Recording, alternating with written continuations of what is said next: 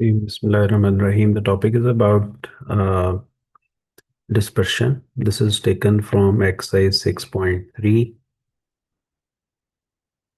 And the first question is, what do you understand by dispersion? It is a short question asking about the definition of dispersion. Means that in statistics, dispersions means variability or scatterness of the data, refer to which extent to which the data points in a distribution differ from each other and from the central mean value.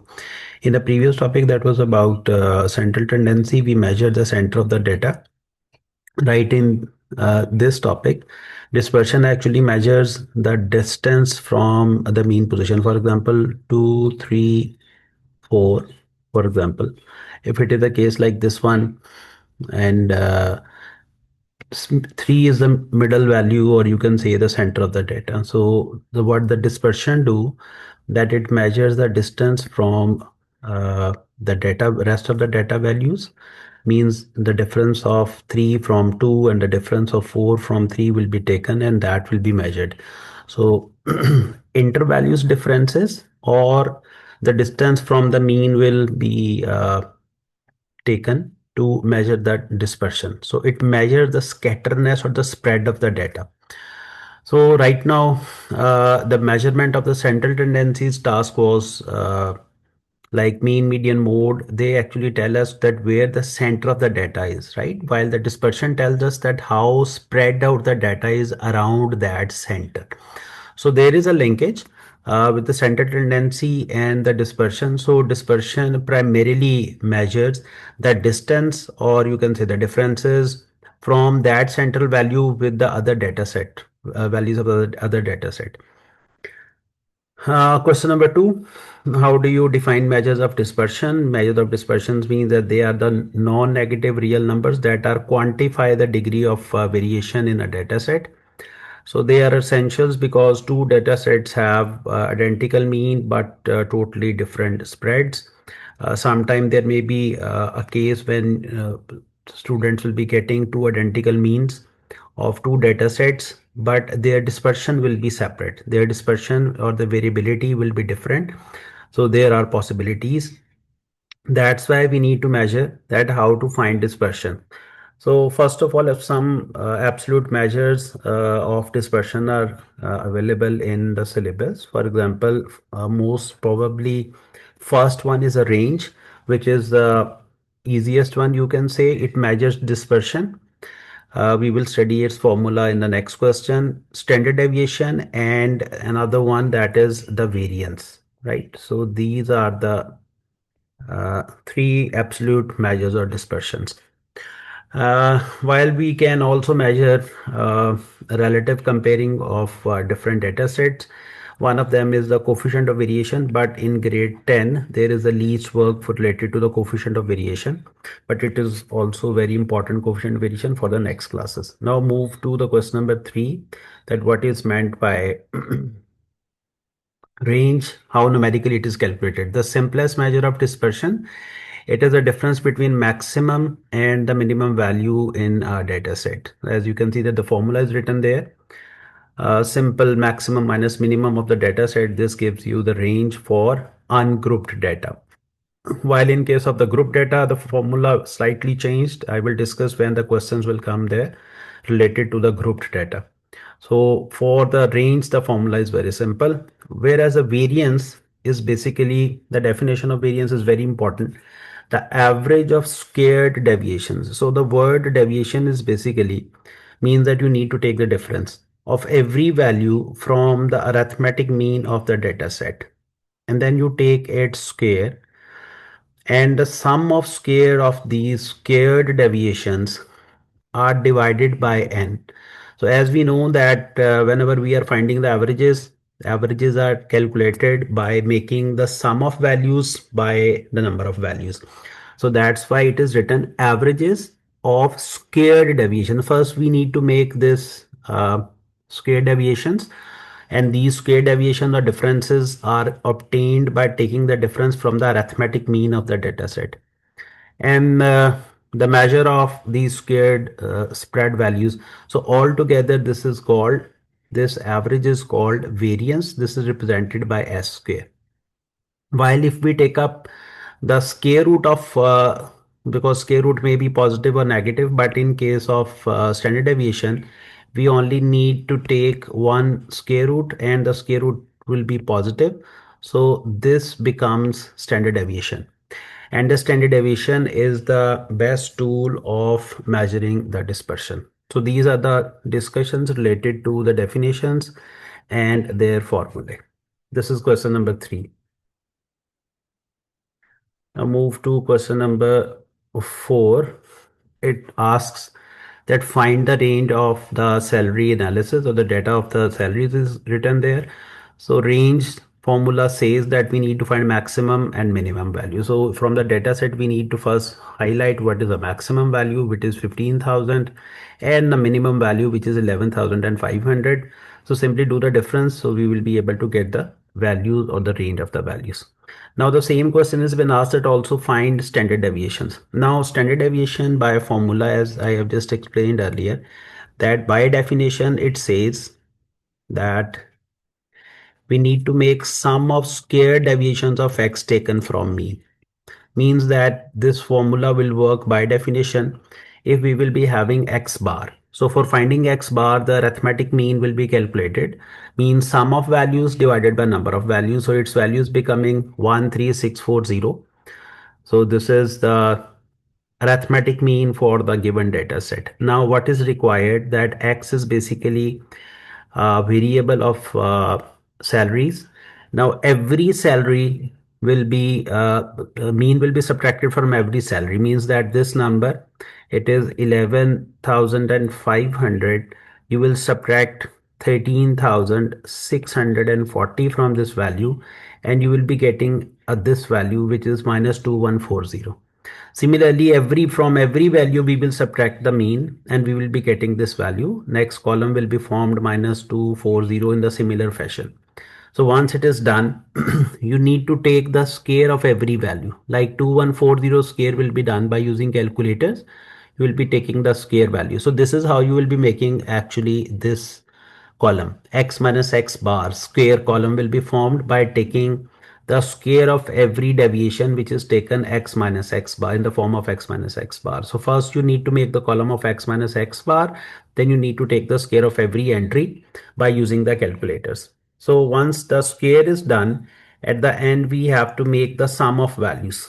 Means this part, it is altogether equals to sigma x minus x bar, or summation x minus x bar square.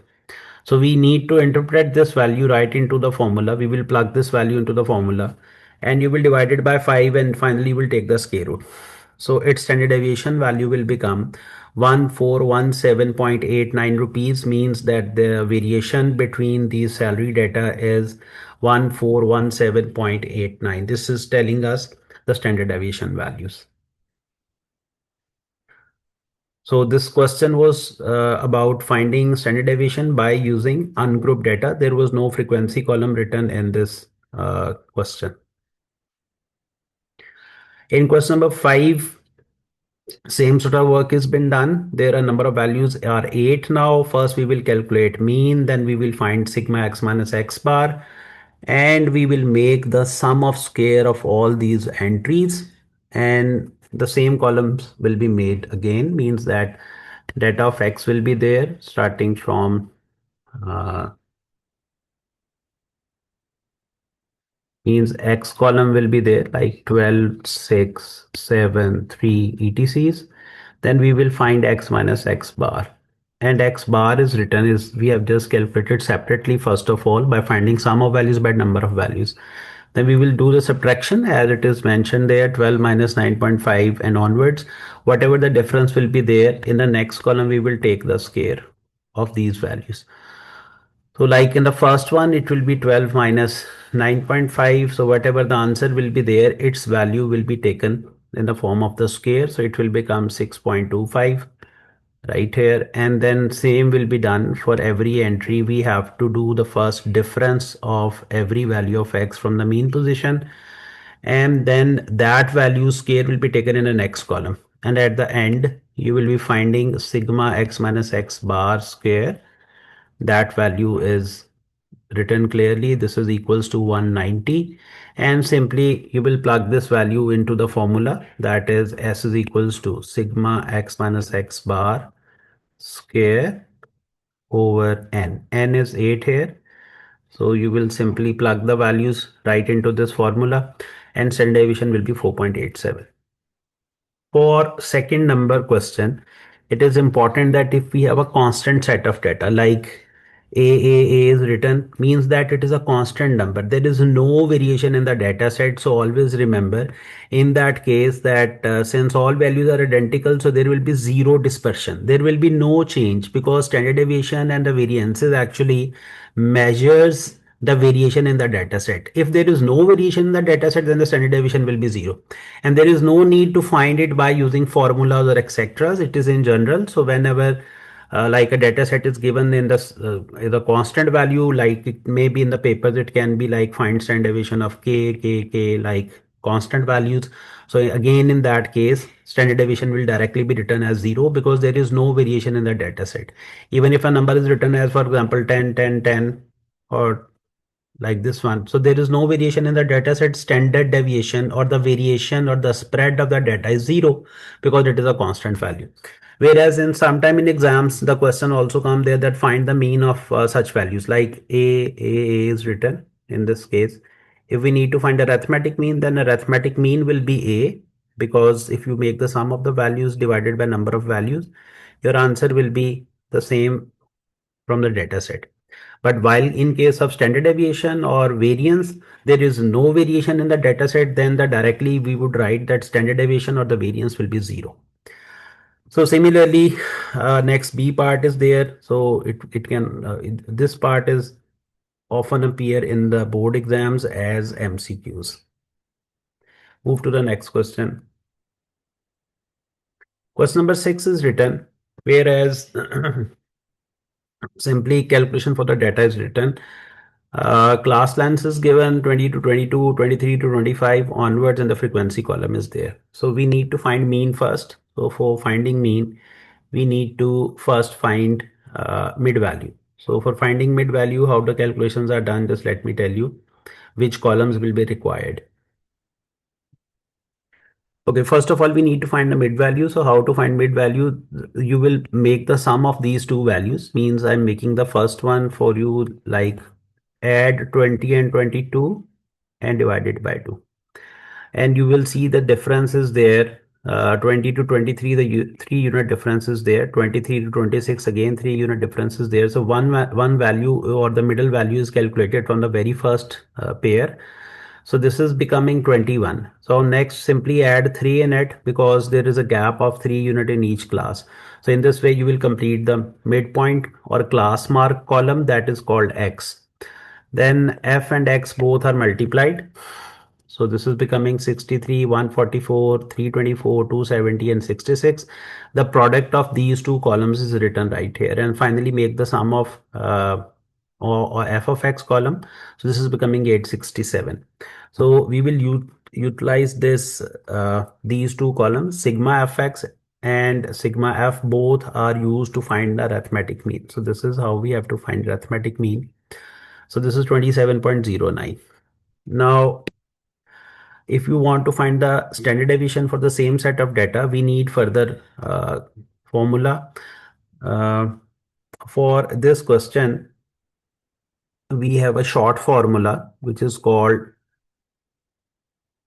there's a basic formula that is called standard deviation by finding by definition, and we have a short formula which is called sigma fx square over sigma f minus sigma fx over sigma f whole square. So we will go back into this formation. We need to add some columns, like we need to first add one thing, that is we need to make square of x square. Means we will be required 21 square, 24 square, and 27 square, 30 square, 33 square. So I have written So next you will get it multiplied by fx square. Means we need to make one more column, that is fx square. So 3 will be multiplied with 21 square. You will use your calculators to find the answers. And then 6 times 24 square. Using your calculator, you can work out 12 times 27 square, 9 times 30 square, and 2 times 33 square. So you will use your calculator to find these values. I have already done the sum right below in this. I will share with you. You need to first make square of x, that it will become a column of x square. Then column of x square will be multiplied by f. So all together we will find the sum of these values. And right below I have already calculated to plug in the values into this formula.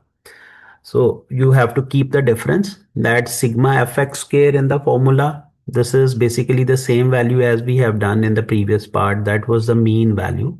Right here you can see that 27.09. This was the arithmetic mean we have calculated very first part of this question, because mean was required. So you will simply plug in the value of 27.09 right in place of this formula, and then you will take the square, which is 733.87. Whereas sigma fx square over sigma f, this portion is separately calculated. So this is 23805. By using the calculator, you will be able to find this value. So this value will be plugged in right here. This is the value of sigma fx square, and you will simplify the values. How to simplify the value means s will be equals to this portion is indicating sigma fx square, means that 23805 divided by sigma f, that is 32, minus sigma f. So sigma f is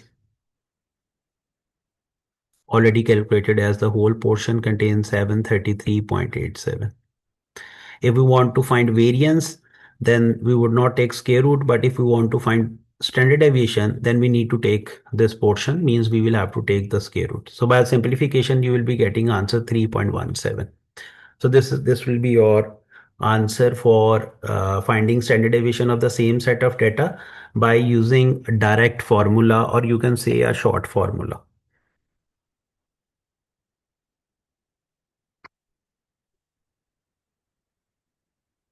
So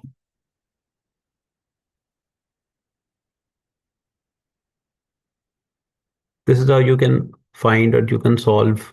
You need to make these columns first at these places, and then plug these summations into the given formula to find the standard deviation.